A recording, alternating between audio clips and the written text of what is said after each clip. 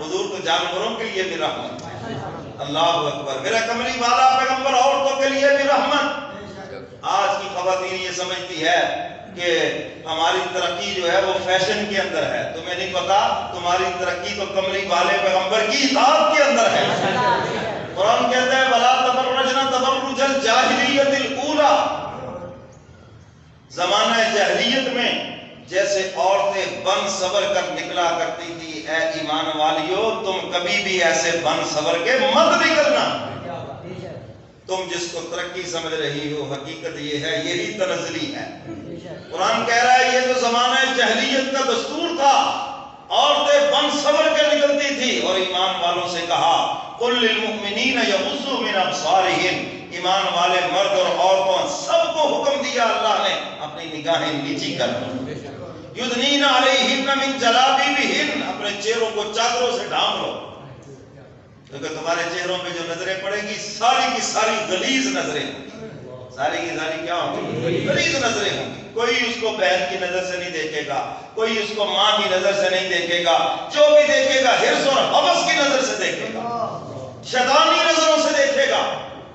اور حدیث مبارکہ میں ہے دکھانے والا اور دیکھنے والا دونوں پر خدا کی لعنت برستی ہے۔ اس عورت پر بھی خدا کی لعنت برس رہی ہے، اور جو دیکھنے والا مرد ہے اس پر بھی خدا کی لعنت برس رہی ہے۔ میرے محترم سامعین، بد نگاہی، بد نظری آج کے دور کا وہ گناہ ہے، اس کو مشائخ نے بڑے گناہوں میں شمار کیا ہے، کیونکہ اس گناہ سے عبادات کا نور دل سے ختم ہو جاتا ہے۔ بڑے بڑے عبادت گزار ہیں جی، نوافل پڑھتے ہیں، تسبیحات کرتے ہیں، ذکر اذکار کرتے ہیں، لیکن نورانیت نہ کوئی چہرے کے اوپر ہے نہ اعمال کے اندر ہے۔ وجہ اس کی کیا ہے کہ ہم نے اس نور کو محفوظ نہیں کیا۔ کوئی ٹی وی دیکھ کے نور ضائع کر رہا ہے، کیبل دیکھ کے نور ضائع کر رہا ہے، عبادات کا نور نوجوان فیس بک کے اوپر ضائع کر رہا ہے جی، سوشل میڈیا کے اوپر، کوئی جناب انٹرنیٹ کے اوپر، کوئی بیچارہ تھکیا جڑا بالکل ہی اخباراں دے اوپر۔ کیوں جی؟ یہی صورتحال ہے، یا میں نے کچھ زیادہ کہہ دیا؟ یہی صورتحال ہے میرے محترم سامعین۔ جس کو بھی شہوت کے نظر سے دیکھا، چاہے کسی تصویر کو دیکھا، چاہے کسی مورت کو دیکھا، چاہے کسی خاتون کو دیکھا، وہ اس کا جو فعل ہے وہ ایک لعنتی فعل ہے، اس پر اللہ اس کے رسول کی اس وقت لعنت برس رہی ہوتی ہے، اور ساری عبادات کا نور اندر سے نکل جاتا ہے۔ حضرات صحابہ اکرام کو 50 نمازیں نہیں پڑھتے تھے، یہی 5 نمازیں ہی پڑھتے تھے، لیکن پانچوں کا نور دل میں محفوظ تھا۔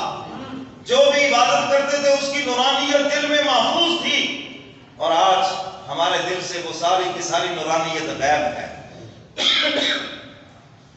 تو میرے محترم سامعین، خواتین کی ترقی، ان کی جو عزت وہ سیدہ فاطمہ الزہرا رضی اللہ تعالی عنہا کے اسوہ حسنہ کے اندر ہے۔ سیدہ فاطمہ الزہرا نے سیدنا علی مرتضیٰ سے عرض کیا کہ علی میں نے بھی وفا کی ہے، تو بھی مجھ سے وفا کر رہا، یہ میری آخری نصیحت ہے، میرا جنازہ جب میں فوت ہو جاؤں تو میرا جنازہ رات کی تاریکی کے اندر اٹھانا۔ پوچھا فاطمہ کیوں؟ فرمایا کہ ساری زندگی جب میرے چہرے کے اوپر کسی غیر محرم کی نظر نہیں پڑی تو مرنے کے بعد میرے کفن کے اوپر بھی کسی غیر محرم کی نظر نہ پڑ جائے۔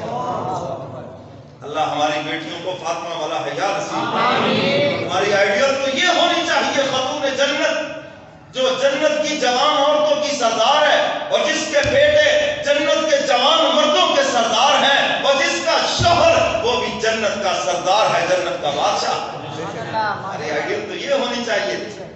اور تم نے ایکٹروں کو آئیڈیل بنایا ہوا، تم نے ان کنجریوں کو آئیڈیل بنایا ہوا، یہ آج کل ان کا فیشن کیا ہے، ہم ان کی اتباع کرنا نہ، تمہیں کملی والے پیغمبر کی اتباع کرنا چاہیے۔ حضور علیہ السلام کی پیاری بیٹی سیدہ فاطمہ الزہرا رضی اللہ تعالی عنہا کے اسوہ حسنہ کو اپنانا چاہیے۔ عورت کو عزت دی ہے اسلام نے، ورنہ قبل الاسلام پتہ عورت کا کیا حال تھا، عورت کو زندہ دفن کر دیا جاتا تھا۔ جاؤ جا کر مکہ کے اندر دیکھو، اللہ سب کو لے جائے گا۔ جنہوں نے کہا ہے جائیں گے انشاءاللہ اسی سال، جنہوں نے نہیں کہا بیٹھے رہے ہمیں منہ کے ہاتھ رکھ کے، یا بولے ہی نہیں ہیں وہ 2040 میں جائیں گے، چلے جائیں گے اگر زندہ رہے تو 2040 میں، کہہ دو سب کو آمین۔ مکہ کے اندر آج بھی وہ جہاں پر بچیوں کو زندہ دفن کیا جاتا تھا، عبرت کے لیے دیکھو تو صحیح جا کر۔ اور اگر خدا نے روحانی نظر دی ہے تو آج بھی ان کی چیخیں سنائی دیتی ہیں۔ بِأَيِّ ذَنبٍ قُتِلَتْ، قرآن بھی کہتا ہے بتاؤ کس جرم کے اندر مجھے قتل کیا گیا؟ کیا صرف عورت ہونا ہی میرا جرم تھا؟ عرب معاشرے کے اندر یہ دستور تھا، جب بچی پیدا ہوتی اس کو زندہ دفن کر دیا جاتا اور اپنے لیے عیب سمجھا جاتا، اور وہ کہتے کہ کل کو جناب داماد آئے گا بچی لے کے